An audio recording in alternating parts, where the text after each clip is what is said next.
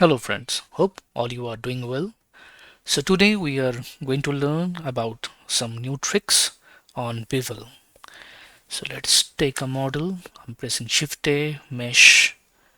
Then we can take a cylinder, select the face. Let's extrude it.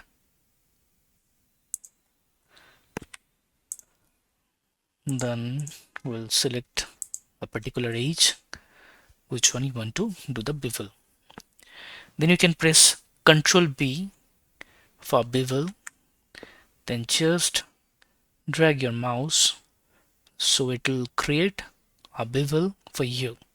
So the thing is, if you control your mouse, you can understand, like if you close your mouse, it will be giving a short space on the bevel. If you drag it more, then it will give you a big space. After that, we can see in the below one attribute created automatically, that is called bevel. Let's open it. Then the segment you can increase as you like. So as you can see, one curvy shape created automatically. So the next thing is, now we are going to learn the tricks. So let's click on the custom profile. Here we can see a curve.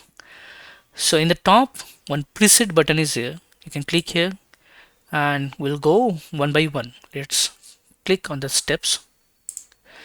Then we can see that automatically the steps created. If you want, you can increase a segment. You can decrease a segment like that. You can manipulate the steps. If you want, you can play with these curves also. Then you can change the shape of the stairs according to your desire. Let's go to the another one. Second one is crown molding. Click on that. So here one crown shape will create it. So you can give a crown shape to your pillar.